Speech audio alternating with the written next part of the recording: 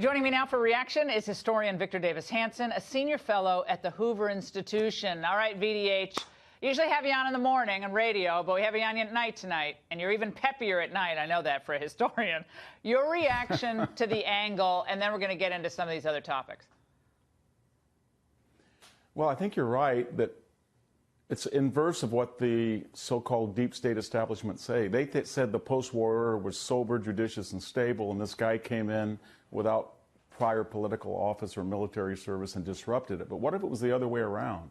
It was chaotic and it didn't make sense, and somebody without exposure to their protocols had a set of skill sets, sort of like John Wayne and the Searchers or Bill Holden and the Wild Bunch, and he came in and said, this is ridiculous.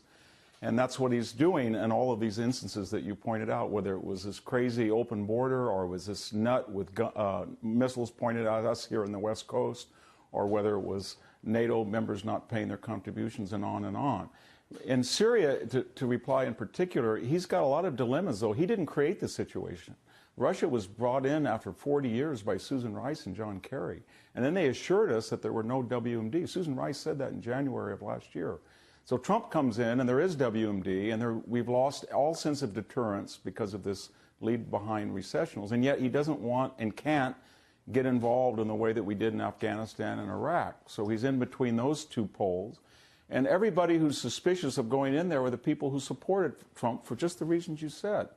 And they're going to get angry about that because they're going to see that as a betrayal. On the other hand, all the people pushing him toward are never going to vote for him. They despise him.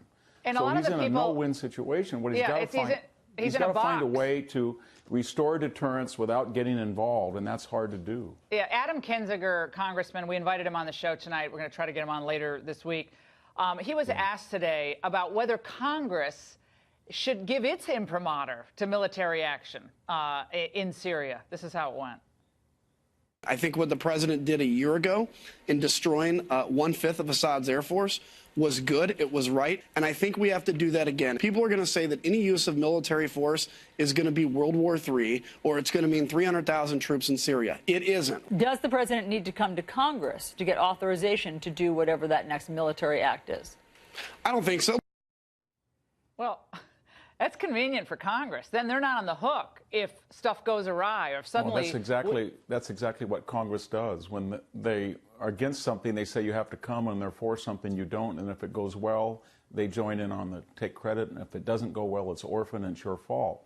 So what Trump has to do, and he's got some really good advisors. I sleep soundly tonight because of Pompeo and Mattis and Bolton. And I think they're advising him that we have to stop this idea that you can hijack a U.S. boat or send a missile at a U.S. carrier or point nuclear weapons, but we can't go in and try to nation build and make them like Carmel, California. And between those two poles, we've got to do something. And I think there's a way to shock the Russians and the Syrians so that we don't have to get in there on the ground and get bogged down. But it's not easy. And we got to, first of all, we got to ascertain whether there was WMD. Remember, the Obama administration said chlorine doesn't count. That was the first poison gas ever used in World War I. It's not really WMD, so we were right. So we've had nothing but misinformation about the status of WMD going back to the Iraq War. Once we've got to ascertain, did they use WMD, and did they kill innocent children, and did they break their word, the Russians and the Syrians, and is our credibility on the line? If it is, we have to send a message, and we have to do it in such a way that we don't destroy the fragile political matrix that Donald Trump relies on. It's a very complicated situation, and Professor, we appreciate your analysis.